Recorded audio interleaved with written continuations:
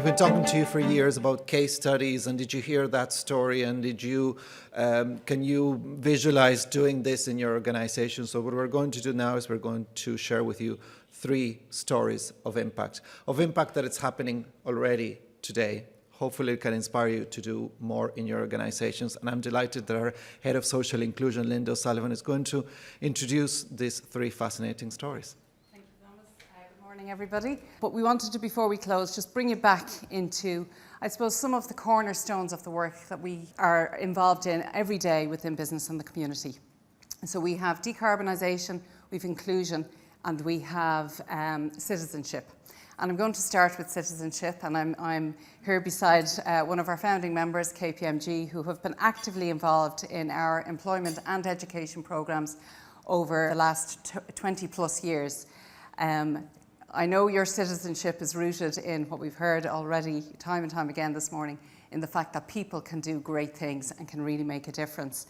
And within your local communities, Seamus, I know there's lots going on that we could actually talk to, but this year KPMG reached a really important milestone together with our education programmes.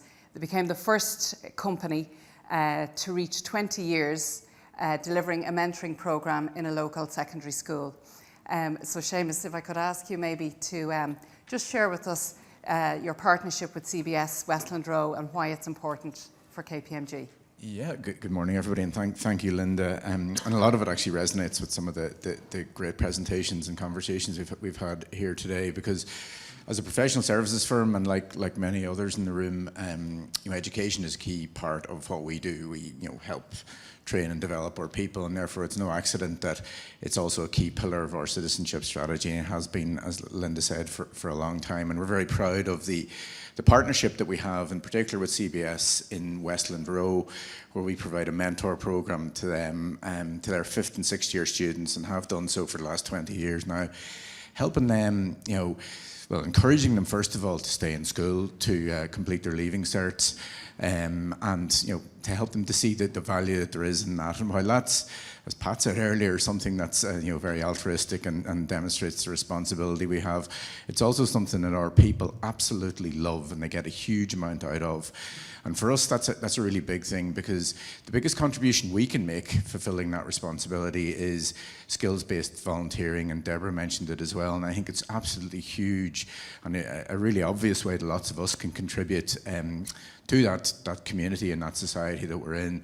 So for us, it's about trying to bring the great people that we have, and I know all of you have, and to enable them and to facilitate them in making that contribution to society. And we're very proud, like last year we had almost 20,000 volunteer hours given to lots of different things, including our CBS Westland Row program, and that helped over 7,000 young people. So it's really great, and most of those young people, I should say, are in DESH schools who mightn't have the opportunities that we had or our children have, and therefore it is great to see. And Linda talked about some of the stories, and I have loads, and I could keep you here all morning, but I won't. But ranging from people right throughout our organisation, some of our youngest and newest people, helping peers, developing really strong relationships and friendships. I heard a story just last week of one of them who invited their mentee to their wedding, so just as a demonstration of how close they get.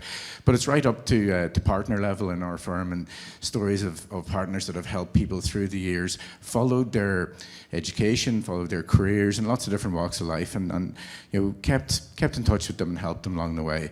But one of the most amazing stories, I believe, is one of our team that's here beside me, Aaron, who was one of our mentees, and who went into the program, and we're delighted to see he came out of it and joined our firm about 5 years ago now, Aaron, and again, great to see him coming through to manager recently, which is a great success, something that obviously Aaron is very proud of, and he's a great role model for his peers, colleagues, neighbours, everything. But also for us, the impact that has on our people is huge. Come back to again what Deborah said, the impact that has on engagement of our employees and whatnot is fantastic. So it's something that we've been very proud of, Linda. Brilliant, thank you, Seamus. And Aaron, I might just ask you for a quick word, because you've seen both sides of this corporate citizenship in action. From being the mentee, first of all, and you're a mentor now yourself. Yep. So maybe just give us a quick sense of what that's like. Yeah, no worries. Yeah, so I suppose the first side of the coin, you have myself, that who was MNT on the mentoring program about over 10 years ago now. I would have finished it. And having that KPMG name, I suppose, linked with the school allowed for, as Seamus said, a wide cohort of volunteers ranging from associate all the way up to partner, who provided great, I suppose, career guidance to a lot of students, including myself. And then I suppose the second side of the coin then, when I joined KPMG, I think it was a given that I would, participate in the mentoring program. And I'm actually on my third stint of it now. So, it's great to give back to the community that I still live in, and I actually live quite close to the school as well. So it's great to, I suppose, give back to that school that I was, a part of, and that made me who I am today. So I think that's a good, I suppose it's a good story for everyone to listen to today. So. Yeah, thanks, Aaron. I think it's brilliant, and it's what we're all about, creating those kind of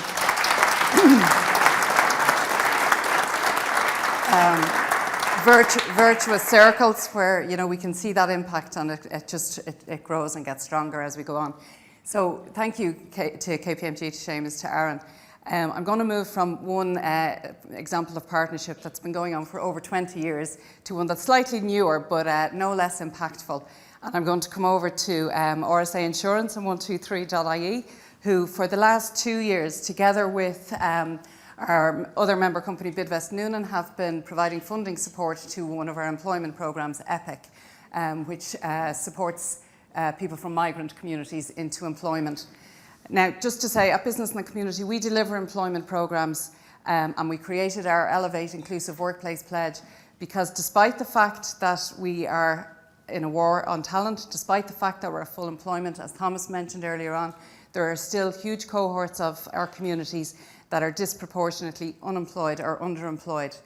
I know many of you in the room share our philosophy that employment is the single biggest factor that's going to move people out of social exclusion and into integrate into society. So, Kevin, if I could just ask you, as one of our shining stars of inclusive employment, what it means to RSA Insurance and 123.ie.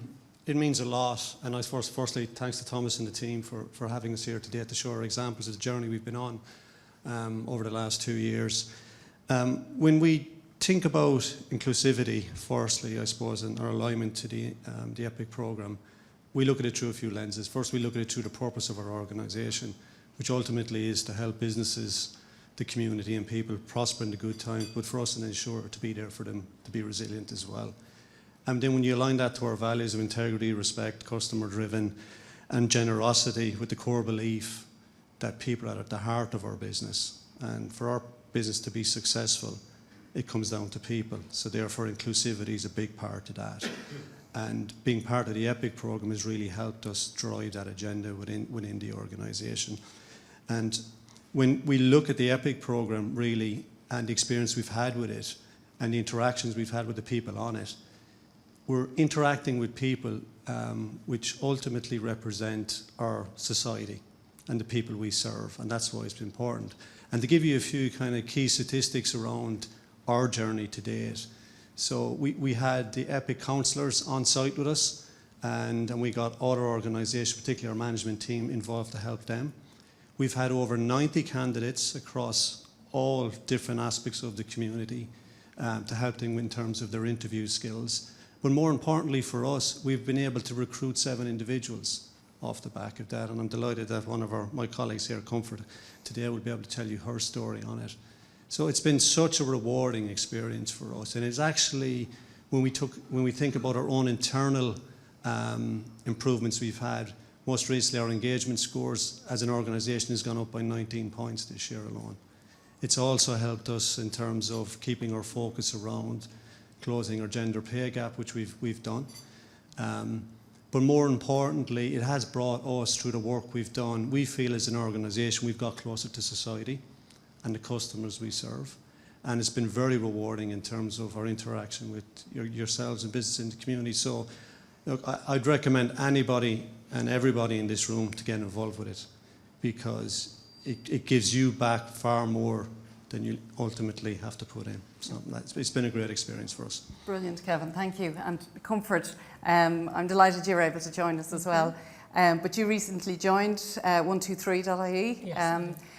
having participated in our EPIC programme. So maybe if you wouldn't mind just sharing a little of your experience of the EPIC programme.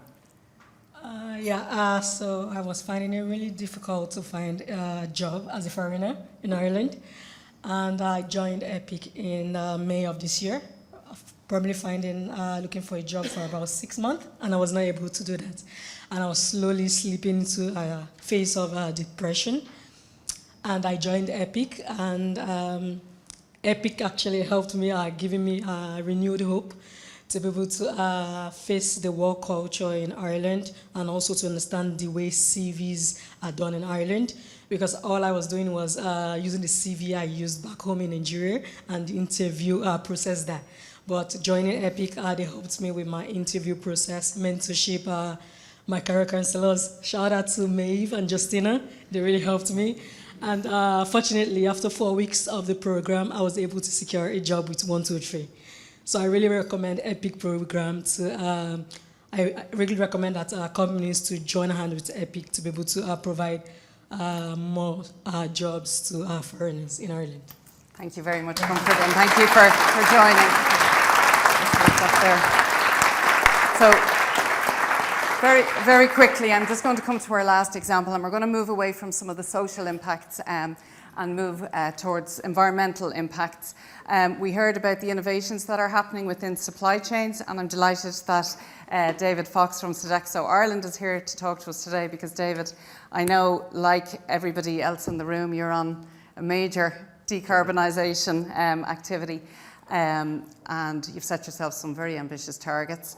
But can you tell us a little bit, because we know through our own low carbon pledge, which you're obviously a signatory to, Scope 3 is really challenging. So what's going on at Sodexo? And we've heard it on the stage today. Yeah. I think the one thing that I'm constantly reminded of, but particularly at events like today, is that while we're coming from different sectors and different industries, we sometimes have shared visions. I think today we're hearing that it's not a shared vision, it's a demand. Right? It really is an industry demand in terms of the future and what we're going to be able to do to leave the planet in a better place that we're in today. But no different than some of the challenges that some of our other panelists are facing.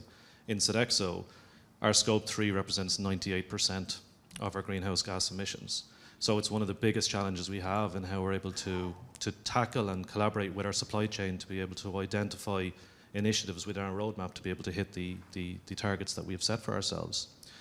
I guess we're encouraged with some of our multinational large enterprise supply chain partners that they have in the main resources, expertise, investment, and the required knowledge to identify their roadmap and to be able to set targets that are in line with our requirements to be a supply chain partner with Sodexo. We are going to set some, and we are setting some very stringent targets and goals upon our supply chain that by 2030, unless that roadmap is evidence-based, under science-based targets, you may not qualify to be within our supply chain. But what we can't lose line of sight of is our values, and our values represent local suppliers. So small and medium enterprises that may not have the ability to have the local expertise or the investment for consultation to support the roadmap that they need to bring into their entity to support Scope 3 reduction. So it was incumbent on us, because without local supply chain and local suppliers and in supporting our community, our brand is jeopardised. So the balancing act is important for us to be able to lead with our small, medium enterprise partners in how we can support their roadmaps that ultimately help collectively all of us reduce our Scope 3. So we've introduced a number of initiative programs that I'm not going to talk about, but we did bring John here today because it's not about the talk, it's about the action, as we've said. And John, with Atlantis Seafoods, is a beneficiary of some of the initiatives that we've brought forward, and it's better maybe to hear from John how that demonstrates within his business. We'd love to, John, if you wouldn't mind sharing. Good morning, everyone. I suppose I started Atlantis 30 years ago, and if I thought I'd be here 30 years later talking about sustainability and net zero, and I said, someone's having a laugh. You didn't grow up dreaming of working in sustainability, no? So here we are. I suppose like 3 years ago, we sat down in the office one day, myself and my daughter, and We talked about sustainability, what we could do and what we couldn't do. So we come up with kind of a plan, and we started out. And look at, I suppose, first off, it's going to save us money. That was the most important thing as well, what we could do. So we started with all the usuals: rainwater harvesting, solar panels, heat pumps, initiatives like sending our drivers on green driving certs. And then we looked at probably one of the biggest things was kind of fish. When you take in fish off the boats, you get 50% of the fish you can use, 50% you can't use. So that was probably our biggest target. So after 3 years of hard work, we have actually now ready to launch the first range of pet treats in complete and in treats, mainly made from fish, from all our byproduct. So our aim really is over the next year, hopefully, to say 10% will go into that, and then by 5 years' time, hopefully, all our byproduct will go into that. So we're on a journey, and we're doing a lot of good things. So then, like the one thing, I put my hands up. If you ask me, where are you on your net zero? I'd say, I don't know. And that's being honest. We're doing a lot of things. And I think a lot of small companies like ourselves are in that position as well. Like SMEs, I suppose, are under a lot of pressure. A lot of things coming down the lines next year with like minimum wage and pension funds, things like that. So like, it's hard for the kind of dedicate money to that really when you're fighting so many other fires as well. So when Sodexo came to me and said, we want to help you. We want you to go on this kind of journey with us. I said, that's unbelievable. You're the first company that came to us and said, we're going to give you help. So I think one lesson from this today, probably I think, well, since I'm an SME here, probably smaller than a lot of people here, is that the bigger companies will need to help the smaller companies if we want to get there. I think that's going to be vital, I think, if we want to get there. Yeah, I think that's a great point for us to finish that section on, John. And what I'd say very quickly, just before I hand back, Thomas, on the SME piece, I think watch this space, as Bernadette will be in telling you all next year. It's a really big, important part of our strategy for next year is like working through the supply chain with SMEs. My call to action, if you're not involved in our education or employment programs, if you're not signed up to our low carbon pledge or our Elevate Inclusive Workplace pledge, well, you know where to come. So we look forward to hearing from you all. And with that, back to Thomas.